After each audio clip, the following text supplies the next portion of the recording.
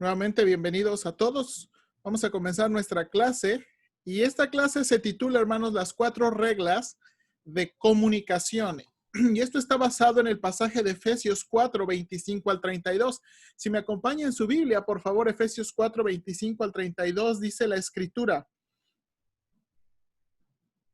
Por lo cual, desechando la mentira, hablad verdad cada uno con su prójimo, porque somos miembros los unos de los otros. Airaos, pero no pequéis, no se ponga el sol sobre vuestro enojo, ni deis lugar al diablo.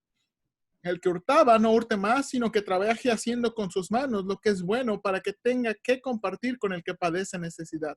Ninguna palabra corrompida salga de vuestra boca, sino la que sea buena para la necesaria edificación, a fin de dar gracia a los oyentes. Y no contristéis al Espíritu Santo de Dios, con el cual fuisteis sellados para el día de la redención. Quítese de vosotros toda amargura, enojo, ira, gritería y maledicencia y toda malicia. Antes sed benignos unos con otros, misericordiosos, perdonándoos unos a otros, como Dios también os perdonó a vosotros en Cristo.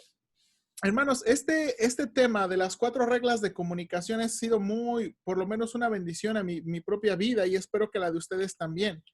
El material viene de mi clase de consejería matrimonial y familiar impartido por el Dr. Jim Newcomer, ¿verdad? Y a la vez, la fuente original es la iglesia Faith en Lafayette, Indiana. Puse ahí, si usted busca más recursos de consejería y de la familia y usted puede leer inglés, ahí está la página de Lafayette, Indiana, donde puede encontrar muchos recursos, muchos recursos. Y bueno, esto es lo que quería compartir con ustedes desde hace unas semanas. Ahora, mire aquí, sígame por favor.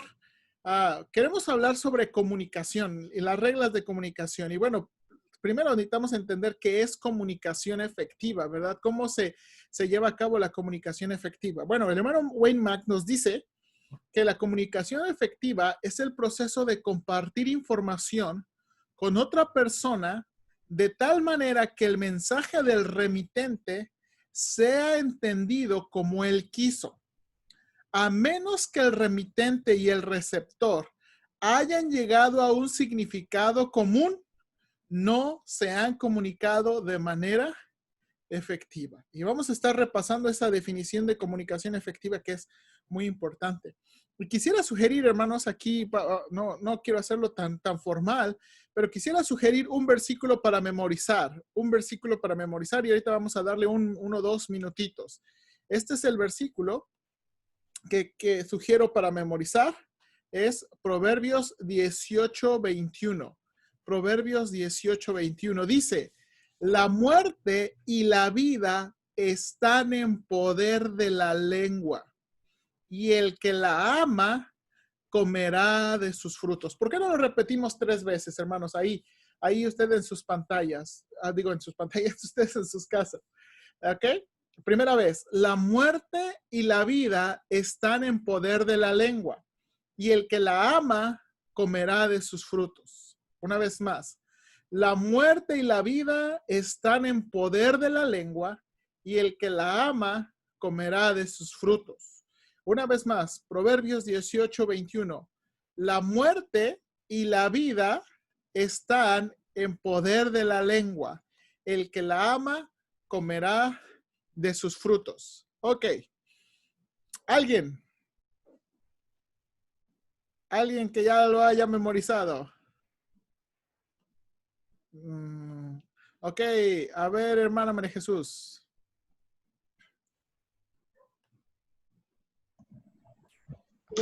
Ya se me olvidó de que abrieron el micrófono. La muerte y la vida están en poder de la lengua, y el que la ama hallará sus frutos, comerá de sus frutos. Ok, bien, hermana, bien. ¿Alguien más? Ay, perdón. ¿Alguien más? No veo a todos. Ok, vamos a repasarlo una vez más. Proverbios 18:21. Ok, 2 veces más. La muerte y la vida están en poder de la lengua. Note eso, note eso. La muerte y la vida están en poder de la lengua. Y el que la ama comerá de sus frutos.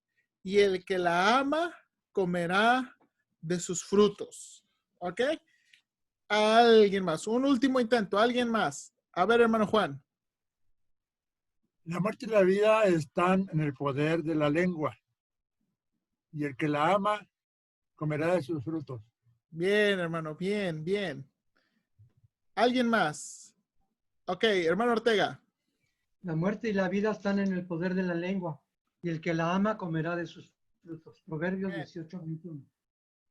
Amén. Bien, hermano. Bien, bien. ¿Alguien más? Ah, a ver. No alcanzo a ver a todos. Ahí si me ayudan, muchachos, controlando ahí. Okay. Hermana Tamara está levantando su mano, hermano.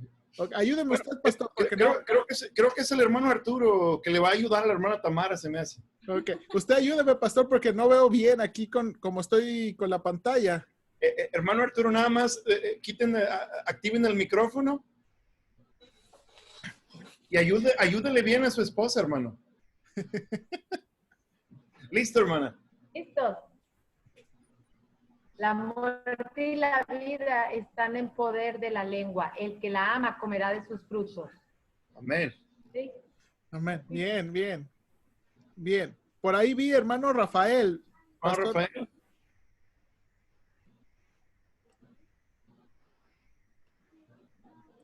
Exacto. La muerte y la vida están en poder de la lengua, y el que la ama comerá de sus frutos. Amén. Amén. Bien. Hermana Yossi y hermana Rosaibet. A ver, pastor, usted ahí. Active el micrófono, hermana Yossi.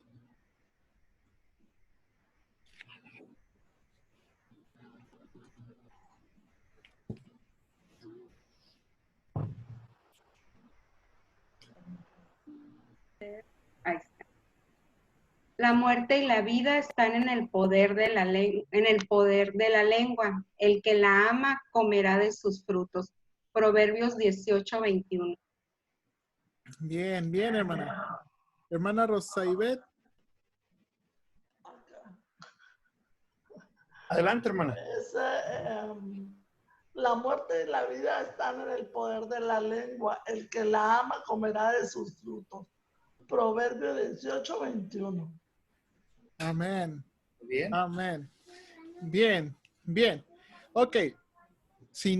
A lo mejor hay alguien más, permítame tantito. Déjeme continuar. Este es un versículo muy, puedo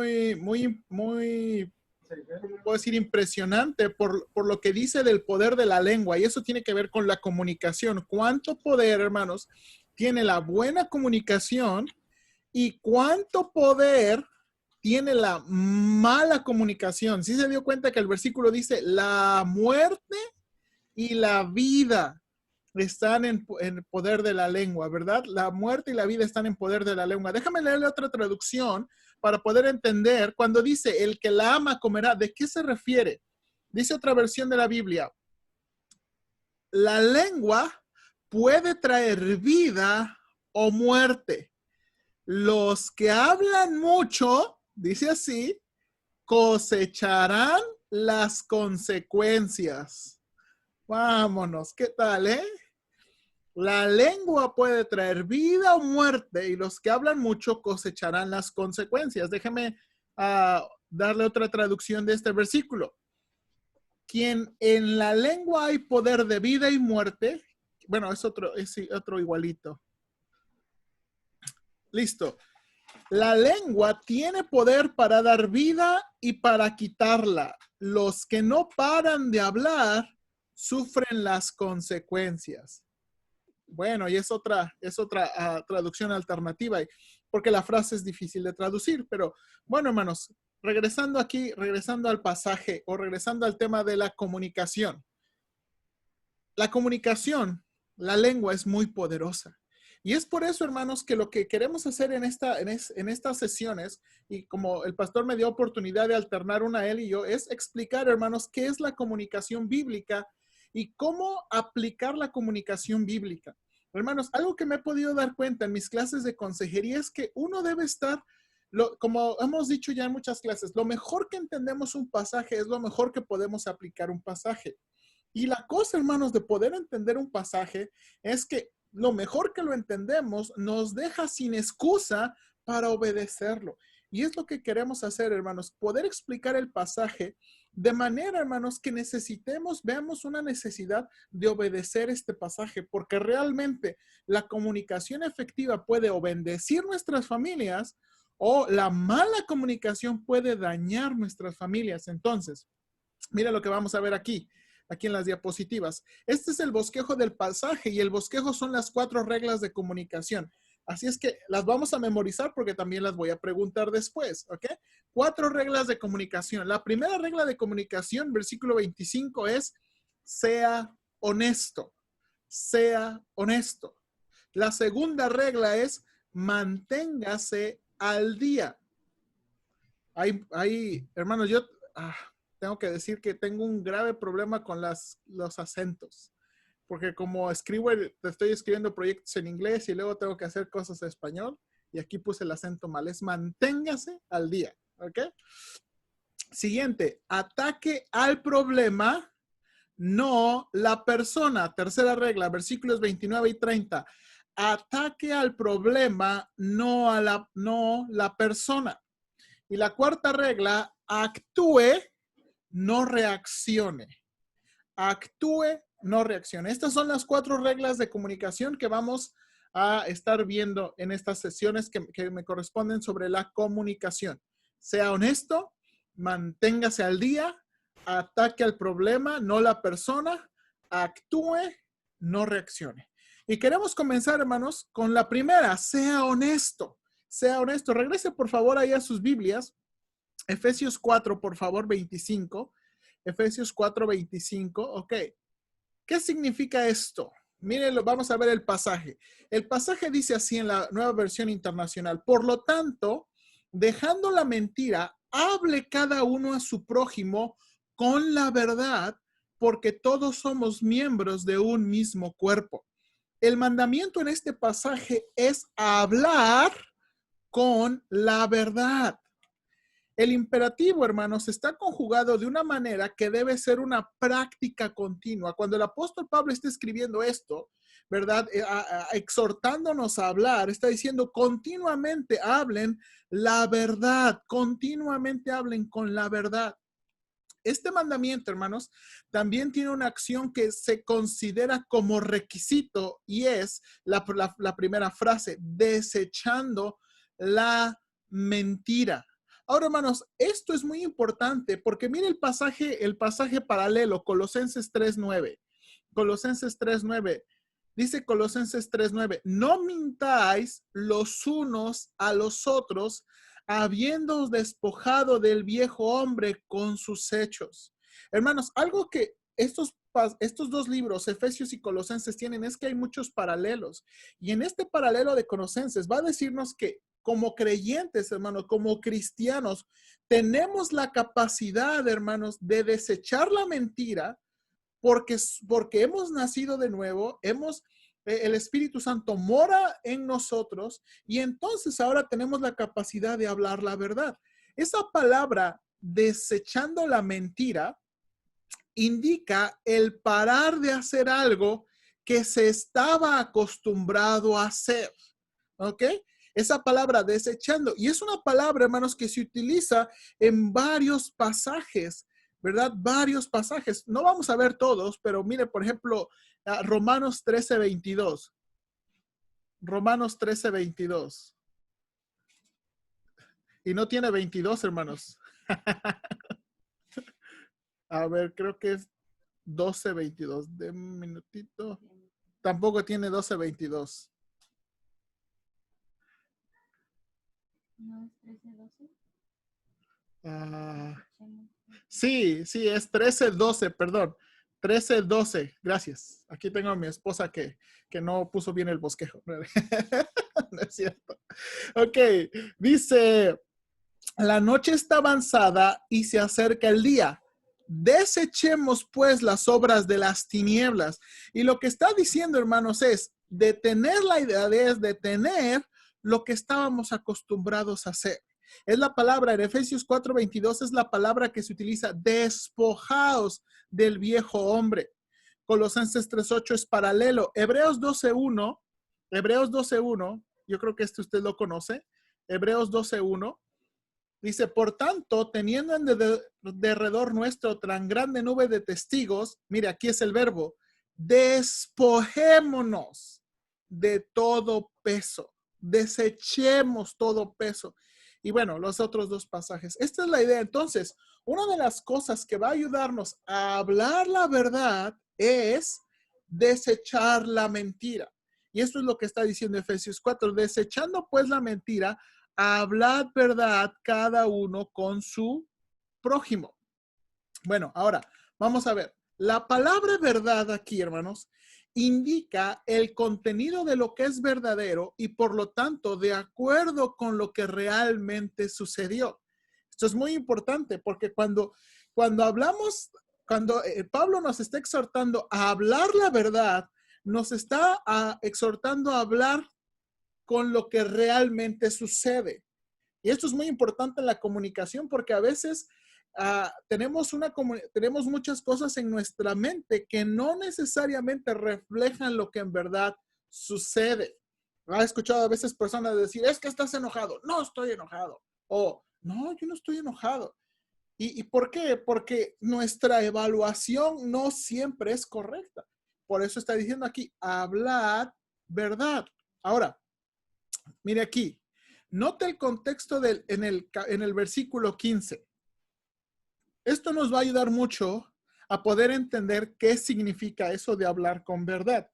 Dice versículo 15 en nuestras Biblias, sino que siguiendo la verdad en amor, crezcamos en todo aquel que es la cabeza, esto es Cristo. Hermano, para mí este versículo es el versículo clave que habla sobre la actividad primordial que da crecimiento en la iglesia. ¿Por qué? Porque la palabra verdad aquí aparece en una forma verbal. La palabra seguir la verdad en amor también se ha traducido vivir la verdad, hablaremos la verdad o hablando la verdad en amor. El verbo aquí en versículo 15 es el verbo verdad. Y entonces la idea es vivir o hablar según la verdad. Entonces, en el versículo 15 de este contexto, hermanos, una de las actividades por la cual la iglesia va a traer crecimiento es que la iglesia sea capaz de vivir, no estoy negando eso, pero hablar la verdad. Ahora, ¿qué significa eso de hablar la verdad? Mire, un excelente comentarista dice esto. La palabra verdad aquí está indicando la idea de ser sincero. Ser sincero significa ser transparente, revelar el estado real de las cosas. La siguiente frase preposicional, en amor, modera la veracidad. ¿Por qué, hermanos? Esto es muy importante. Uno puede decir la verdad, pero no decirlo de una manera correcta. ¿Verdad? ¿Verdad? La verdad debe presentarse suavemente en el amor.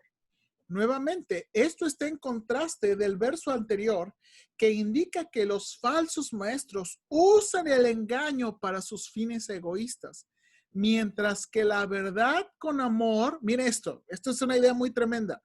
La verdad con amor considera el interés de los demás sumamente importante. Esto es lo que significa, hermanos, hablar la verdad. Por eso nuestra primera regla tiene que ver con ser honestos, ser sinceros, ser transparentes. Ahora, ¿por qué? Mismo versículo, el versículo 25 provee la razón. La razón se encuentra en la obra de Cristo para que personas que son tan diferentes puedan tener comunión unas con otras. Hermanos, en el contexto, no voy a leer los versículos, pero usted puede leerlo después los versículos. En el capítulo 2, Pablo va a hablar de judíos y gentiles y las grandes diferencias que tenían judíos y gentiles. Y Pablo va a decir, Dios derribó la pared intermedia y de los dos hizo un solo cuerpo. De personas tan diferentes, tan prejuiciosas, enemigas unas de otras, Dios hizo un pueblo. Y luego en el capítulo 4, este capítulo 4, si está ahí, mire lo que Pablo está diciendo, ¿verdad? Versículo 3, solícitos en guardar la unidad del espíritu en el vínculo de la paz, un cuerpo y un espíritu, como también fuisteis llamados en una misma esperanza de vuestra vocación, un Señor, una fe, un bautismo. De nuevo hablando de la unidad. Hermanos, esto es lo que Dios desea para su pueblo y esto es lo que Dios desea para la familia. Hermanos, hay un versículo muy tremendo en los evangelios que dice que una familia o una casa dividida no puede permanecer. Entonces, aquí está una buena razón. ¿Por qué hay que hablar la verdad en amor? Porque Dios ha hecho la obra de unirnos. Por tanto, como hijos de Dios, podemos ser capaces de hablar con honestidad y abiertamente sobre los problemas. Hermanos, eso es lo que Pablo está esperando, que los cristianos, las familias, seamos capaces de hablar la verdad en amor. Ahora, déjeme explicar esto. Quiero argumentar esta idea. El pastor Steve Beers pregunta, ¿qué pasa cuando no escuchamos y hablamos honestamente según estos pasajes? Proverbios 18:3, mire, ahí de las versiones que lo voy a mencionar. Es necio y vergonzoso responder antes de escuchar. Dígame, ¿no hemos experimentado eso? Que estamos en la familia, los hijos con los padres o entre matrimonios y la esposa está hablando y uno ya está contestando. Ni siquiera terminó de escuchar y ya está contestando. Dice la Biblia, es necio y vergonzoso responder antes de escuchar. O esa famosa frase que usamos, ya sé lo que vas a decir. A ver, déjame, no los estoy viendo. A ver, ¿alguien de ustedes ha llegado a decir eso? Ya sé lo que vas a decir. No, ni me digas. Ya sé lo que vas a decir. Según Proverbios, eso es necio y vergonzoso responder antes de escuchar. Ahora, note aquí. Otro versículo. Amós 3:3, ¿andarán dos juntos si no estuvieren de acuerdo? Y esto tiene muchas aplicaciones, pero una tiene que ver con la comunicación. ¿Andarán dos juntos si no estuvieren de acuerdo? Es como cuando los niños no quieren, cuando llevan a sus hijos y no quieren ir a algún lado, ¿no? Como yo no quería venir. Y mire, yo tengo una hija de 3 años y ella me dice, yo les dije que yo no quería venir aquí, yo que quería jugar con mis caballos. ¿Andarán dos juntos si no estuvieren de acuerdo? Miren lo que dice 1 Corintios 14:9. Esto es muy interesante porque nos va a guiar a la aplicación. En 1 Corintios 14, si usted se acuerda, es este pasaje que Pablo está corrigiendo el mal uso del don de lenguas, el poder hablar en otro idioma inteligente. Los corintios estaban usando cualquier otra cosa menos un idioma inteligente. Y entonces, mire lo que Pablo les dice. Así también vosotros, si por la lengua no dierais palabra bien comprensible, ¿cómo se entenderá lo que decís? Porque hablaréis al aire. Hermanos, ¿qué pasa cuando no escuchamos y hablamos honestamente? ¿Qué pasa cuando hablamos y no tratamos de usar las mejores palabras para comunicarnos? Es cuando hay problemas. Es cuando hay problemas. Y entonces, hermanos, ¿cómo podemos hacer? ¿Cómo podemos mejorar esta primera regla de comunicación? ¿Cómo podemos cumplir este mandamiento que Dios nos ha dado? Porque esta es la cosa importante, hermanos. De nuevo, entender el pasaje, pero ahora después de entender el pasaje, ¿cómo podemos obedecer? ¿Cómo podemos obedecer? Ok, aquí está una sugerencia. Este dibujo que hay, es un dibujo que desarrolló el hermano Lou Priolo, ¿verdad? Esta ilustración que él le llama el pie de la comunicación, ¿verdad? Y él en este pie de la comunicación dice que la comunicación tiene 3 elementos importantes, ¿ok? 3 elementos y esenciales. Sin estos elementos, hermanos, vamos a carecer de comunicación. Entonces, en esta primera regla tenemos que hablar. El mandamiento es hablar verdad, hablar honestamente, hablar abiertamente. Ok, bueno, ¿qué es un elemento esencial para obedecer? Necesitamos palabras. Palabras. ¿Verdad? Hermanos, un gesto se puede interpretar de un montón de formas. La comunicación requiere palabras. La comunicación requiere un tono apropiado de voz. ¿Verdad? Un tono apropiado de voz. Y la comunicación efectiva requiere gestos corporales correctos. O también, si queremos decir gestos corporales. Ay, ahí me equivoqué, puse corporales, perdón, adecuados. Ahora, vamos a ver cómo funcionan estos. El pie de la comunicación. ¿Ok? Escoge las palabras correctas. Hermanos, tenemos que usar palabras si queremos que la comunicación suceda. Las personas no pueden leer nuestras mentes. A ver, hermanos, déjame aquí verlos. ¿Es cierto o no es cierto? A ver, aquí me enseña.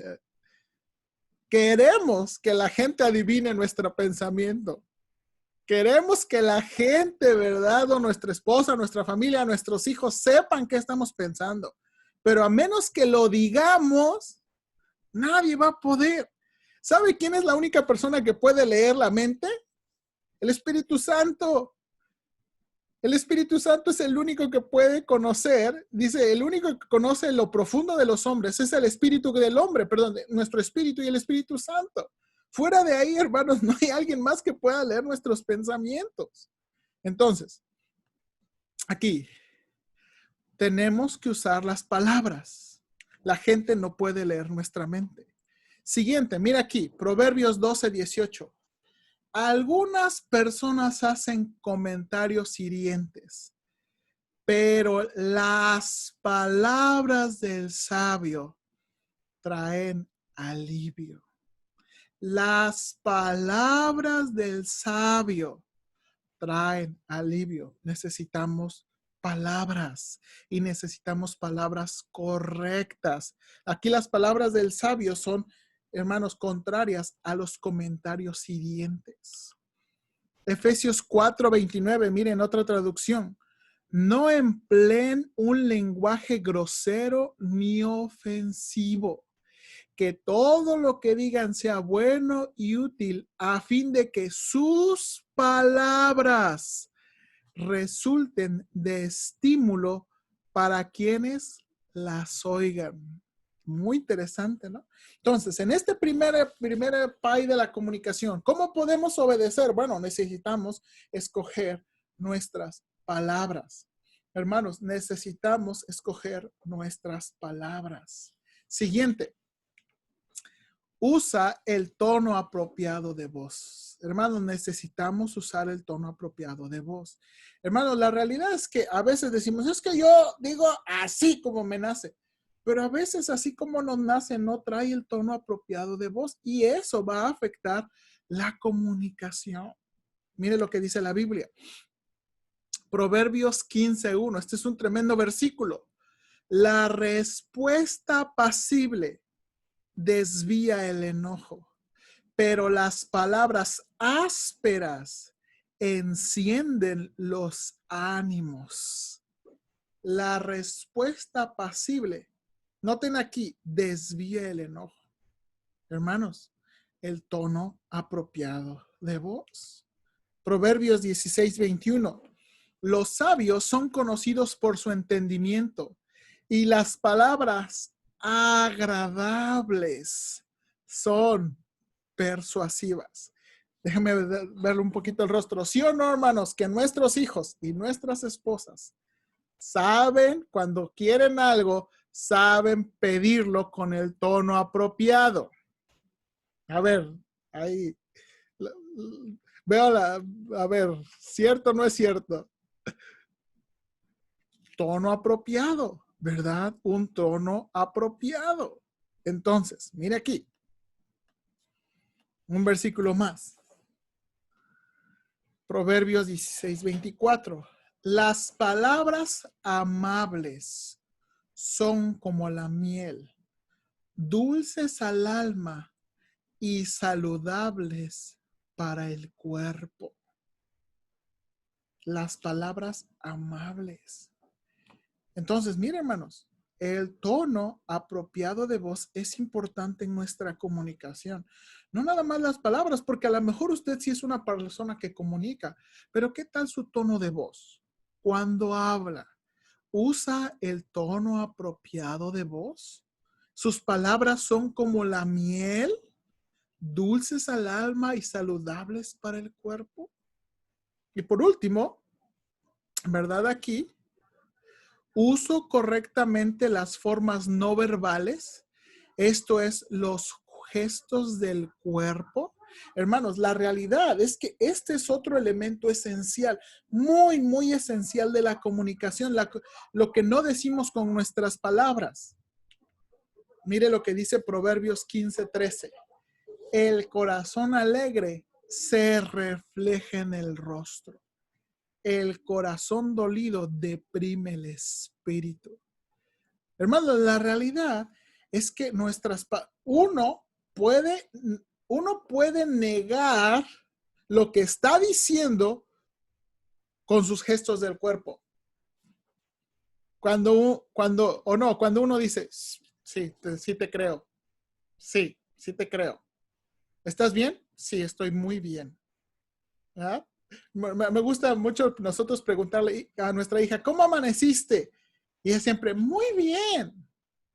¿Verdad? Su lenguaje corporal acompaña y uno puede creer. Pero si ella me dijera, muy bien, ¿usted le creería? ¿Por qué? Porque los gestos, ¿verdad?, del cuerpo muchas veces contradicen lo que nuestras palabras están diciendo.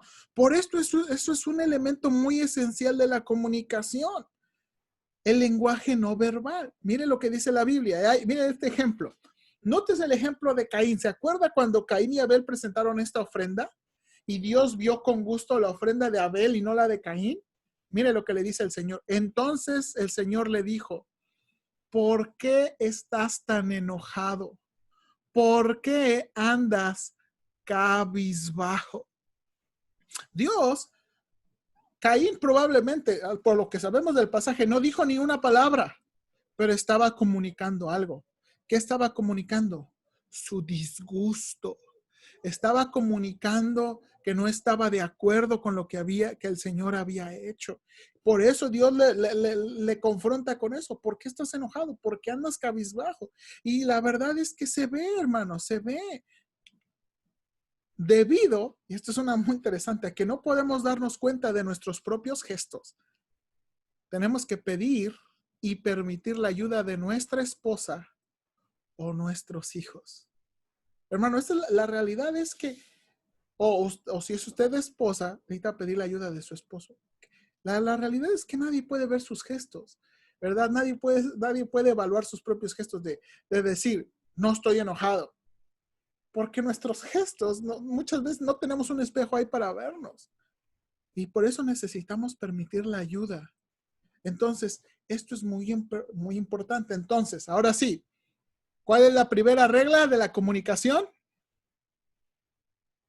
¿Cuál es la primera regla? A ver, ahí dígamelo aunque sea.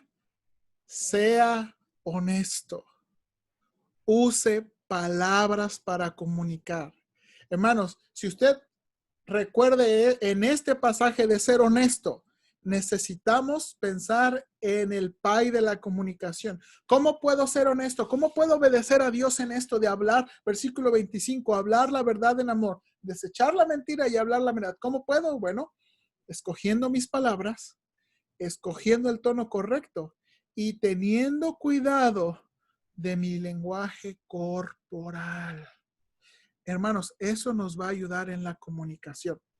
Tengo otros minutos, déjenme avanzar con la siguiente regla. La siguiente regla número 2 de la comunicación.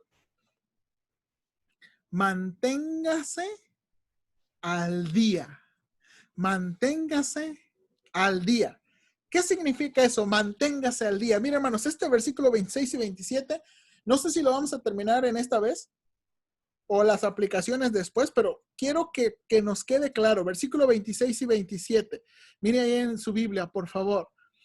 Airaos, pero no pequéis, no se ponga el sol sobre vuestro enojo, ni deis lugar al diablo. Hermanos, esta regla tiene un principio importantísimo. Quiero que me siga aquí, por favor. Dice el versículo, airaos, pero no pequéis. La nueva versión de la Biblia de las Américas traduce, enójense, pero no pequen. No se ponga el sol sobre su enojo, ni den oportunidad al diablo.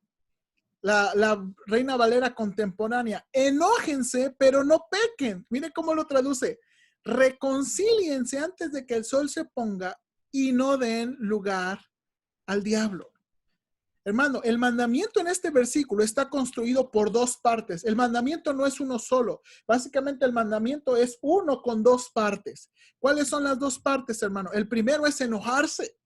Hermanos, esto sí es increíble. El mandamiento es enojarse, pero es una parte nada más.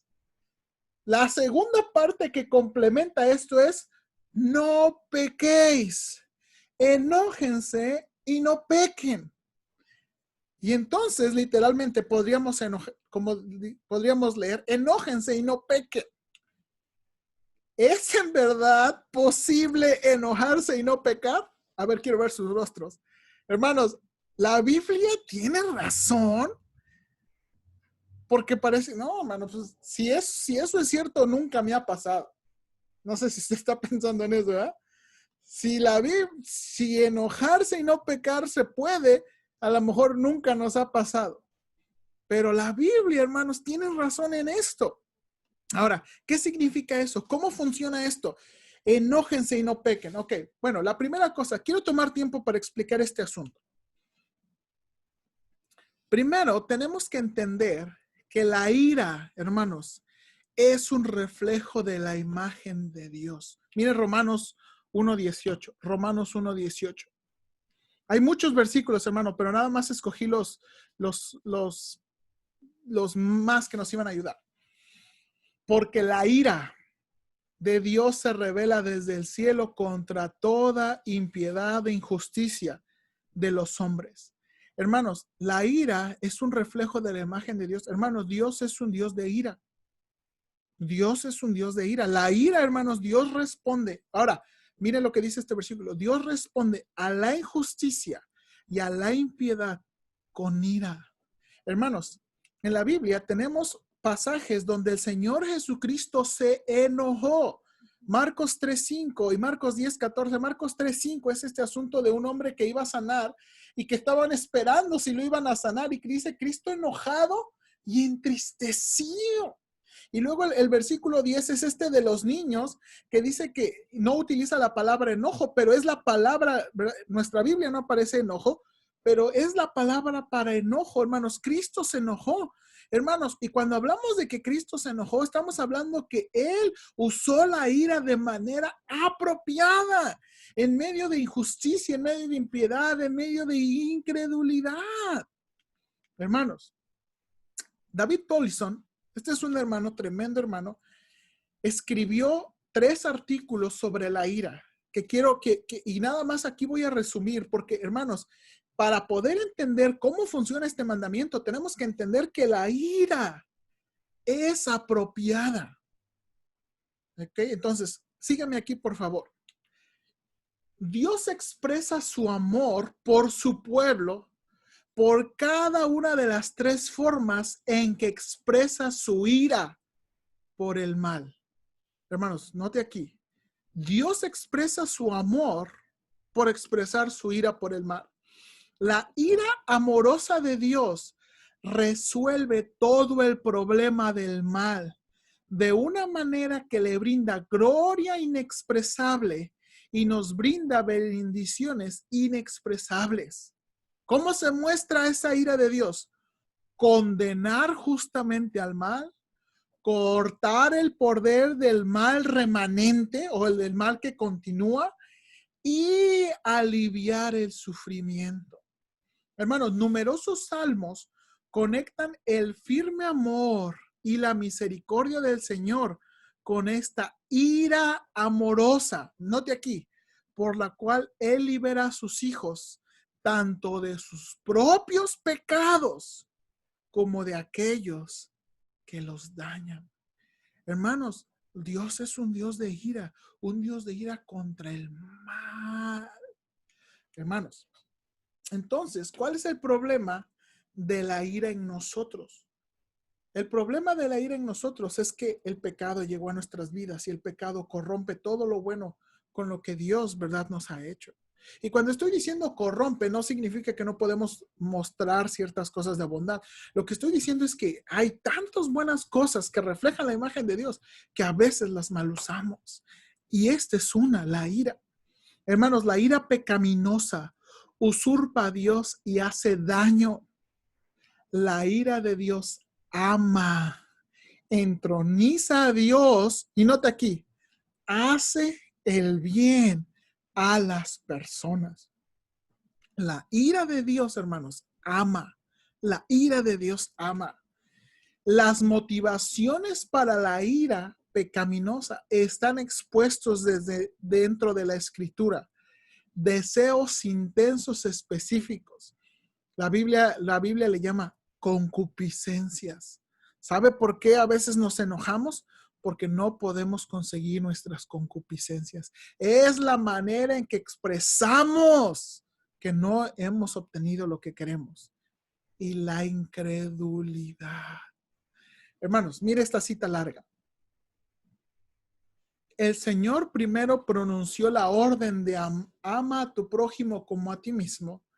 En un contexto, hermanos, la primera vez que aparece ama a tu prójimo como a ti mismo está en Levítico 19, 14 al 18.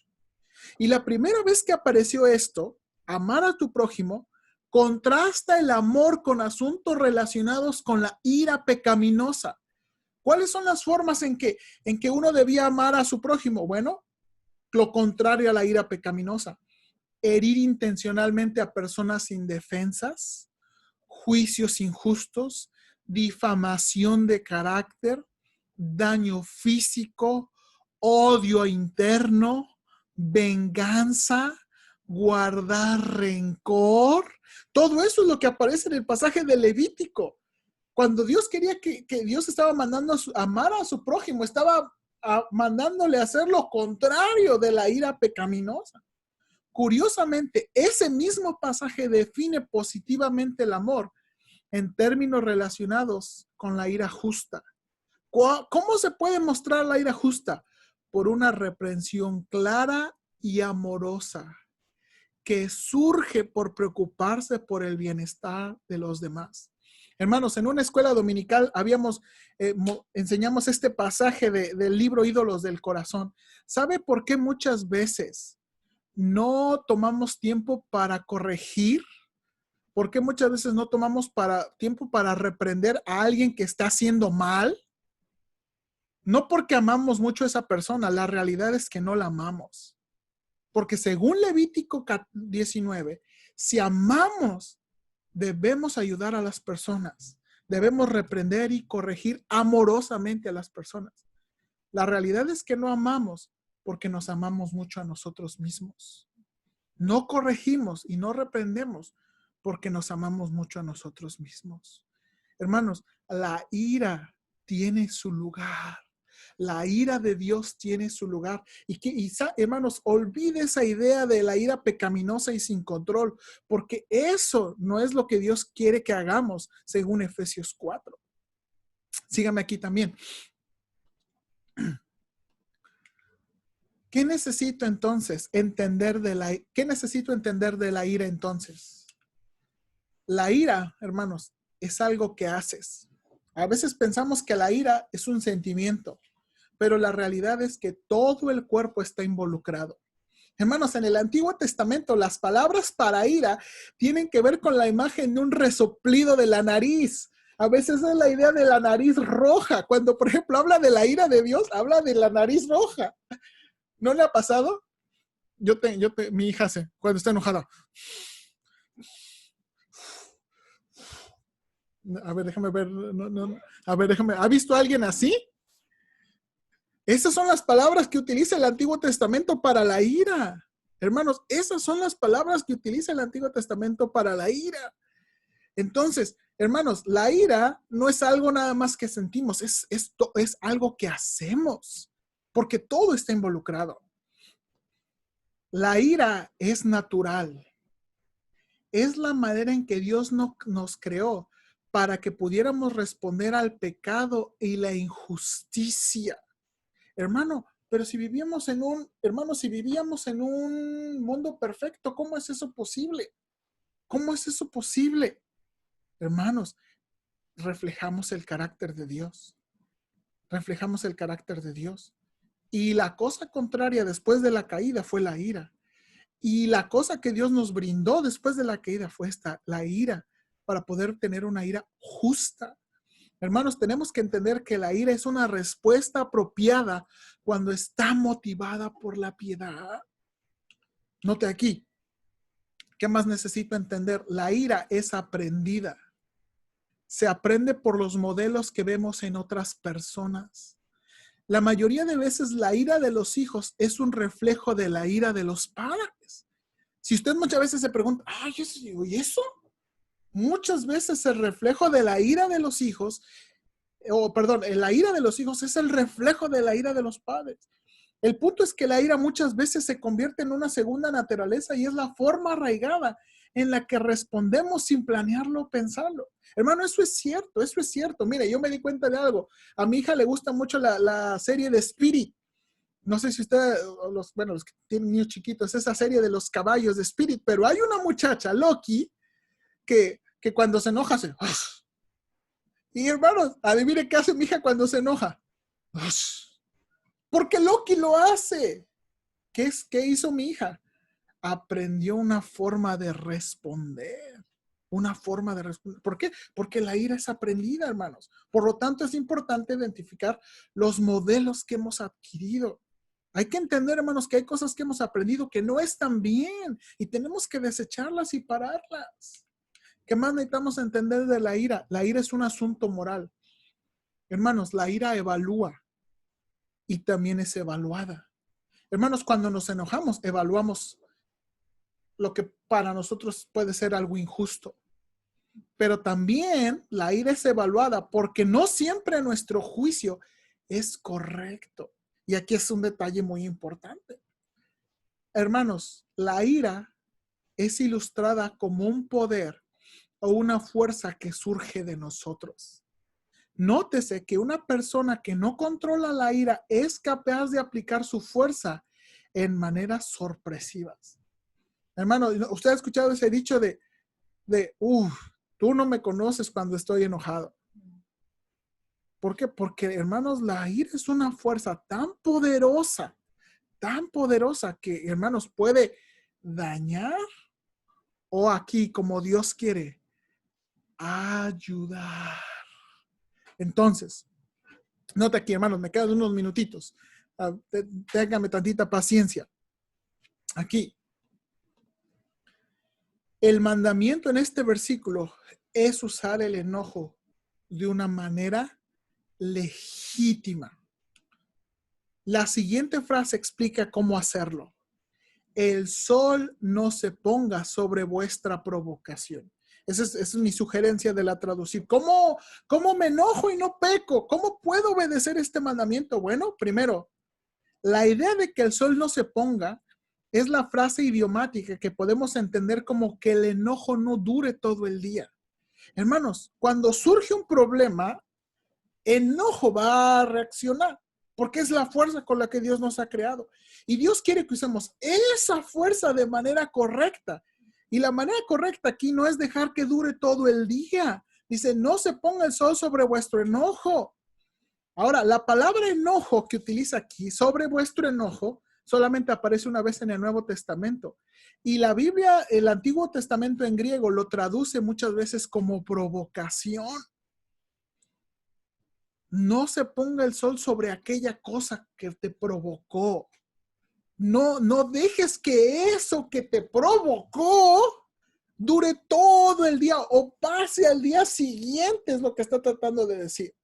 Entonces, Dios quiere que la energía que la ira produce se use de manera correcta. Ahora, ¿qué significa dar lugar al diablo? Esta es una frase difícil. La palabra lugar tiene la idea de oportunidad. Mire Hebreos 12:7, hermanos, por favor. Hebreos 12:7. Cuando dice aquí, si soportáis la disciplina, Dios os trata como a hijos, porque ¿qué hijo? No.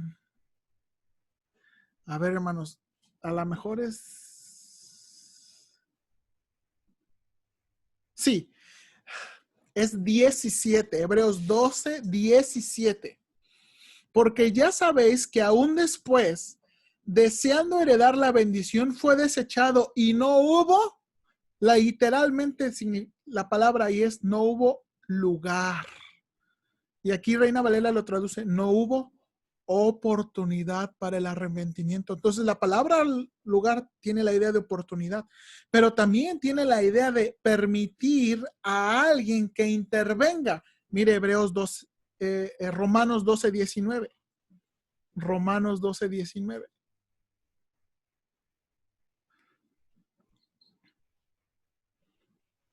No os venguéis vosotros mismos, amados míos, sino dejad, mire la palabra, lugar a la ira de Dios. Hermanos, lo que podemos entender, porque no hay muchas frases que nos den más idea, es cuando está diciendo, enójense y no pequen, no permitan que esa provocación que los hizo sacar esa energía dure todo el día, ni den lugar al diablo. Es esta idea, hermanos, de no permitir que el diablo nos tiente, no permitir que el diablo, la palabra diablo aquí es calumniador, es de una manera que el diablo use nuestra ira de forma negativa y cruel. Hermanos, el diablo es cruel. El diablo es cruel. Hermanos, en este mismo libro de Efesios dice, hablará de la defensa espiritual que tenemos para las acechanzas del diablo. Y la palabra, hermanos, acechanzas es la palabra griega metodías, que habla de métodos del diablo. Hermanos, el diablo tiene muchas maneras de cómo usar la ira de una manera cruel. Por eso está diciendo que hay que arreglarlo y no permitir que el diablo utilice eso. Ahora, no quiero, hermanos, déjenme consultar aquí con el pastor. Pastor, tengo un minutito más.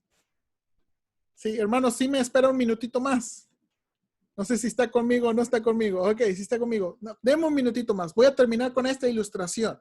Ok, quiero terminar con esta ilustración porque esta ilustración es una ilustración que vamos a estar usando repetida y repetida y repetidamente. Mira aquí la ilustración. Hermanos, esta ilustración, tuve que explicar esta ilustración en inglés, pero esta ilustración es tremenda, hermanos. Esta es la forma en que respondemos a los problemas. Esta flecha de arriba ilustra el problema. Cuando surge un problema, cuando hay un problema, hermanos, y por eso la palabra ahí, enojo, una provocación, va a surgir ira. Recuerde que la ira es como una fuerza, un poder. El asunto es que nosotros usamos la ira en dos maneras pecaminosas. Y Efesios capítulo 4 lo va a decir más abajo. Y le voy a explicar más con detalle las palabras. Pero guarda esta ilustración. Cuando surge un problema y nos enojamos por el asunto del problema, hay dos maneras en que respondemos. El primero es como un volcán y explotamos. Explotamos con malas palabras, explotamos con tono de voz inapropiado, explotamos con gestos, explotamos con cerrar la puerta, pegarle a la pared, gritar. Esa es una forma pecaminosa de manejar la ira. Y es muy común que cuando hay un problema, explotamos como un volcán. La otra manera pecaminosa es que cuando hay un problema y surge ira, la guardamos. La interiorizamos. Y hermanos, un consejero, James Adams dice, ira que se interioriza un día va a explotar con mucha fuerza. Hermanos, ira que se interioriza, ira que se guarda, se convierte en amargura. Ira que se guarda se convierte en amargura. Esto en inglés es, si usted conoce, esto es blow up o clam up. Esto es explotar o guardar. Estas son las formas pecaminosas en que usamos la ira. Esa es la forma que comúnmente respondemos. ¿Es la voluntad de Dios? No. ¿Es la voluntad de Dios que explotemos? No. ¿Es la voluntad de Dios que nos lo guardemos? Porque a lo mejor usted dice, yo no tengo arrebatos, pero lo guarda. Y esa es otra manera pecaminosa de responder y usar la ira. No podemos guardarla, porque como dije, es una energía que si se guarda, va a explotar. Hermanos, tenemos un dicho nosotros de, ya me llenaste ¿se acuerda de piedritas? ¿Ha escuchado esa ilustración? Tenemos esa ilustración. ¿Y qué pasa? ¿Truena? ¿O se convierte en amargura? Se convierte en amargura. ¿Qué es lo que Dios quiere? Lo que Dios quiere, hermanos, es que usemos la ira, como aparece en la otra flecha. ¡Pum! Que usemos la energía que la ira produce para atacar el problema. Para atacar el problema. Hermanos, la ira provee una energía. Y la ira provee una oportunidad para arreglar los problemas. Escucha, a lo mejor no sé si es apropiado decir esto, pero a veces hemos usado la frase, los problemas se arreglan en caliente. ¿Has escuchado eso? Así ahorita se arreglan los problemas. Bueno, eso es lo que Dios quiere que usemos. En lugar de atacarnos como persona, nuestra pareja, nuestros hijos, Dios quiere que con la energía que produce la ira, arreglemos el problema, porque en verdad la ira nos provee esa energía. Por eso, mire, yo lo veo increíble, hermano. Por eso quería compartírselo. El mandamiento aquí que Dios nos ha dado es, enójense y no pequen. Enójense. ¿Cómo es posible? La única manera es usando la energía de la ira para arreglar el problema. Y vamos a ver más después de esto cómo usarlo y seguir con las otras dos reglas más. Hermanos, que Dios nos ayude en estas reglas. Primera regla de comunicación, sea honesto. Recuerde, el padre de la comunicación. ¿Cómo puedo obedecer a Dios y hablar la verdad en amor?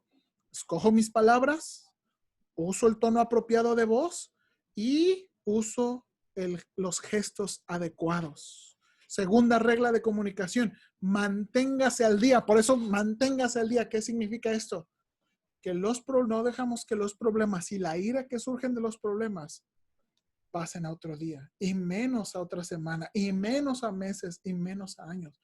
Tenemos que mantenernos al día. Si hay un problema, lo tenemos que arreglar y usar la energía.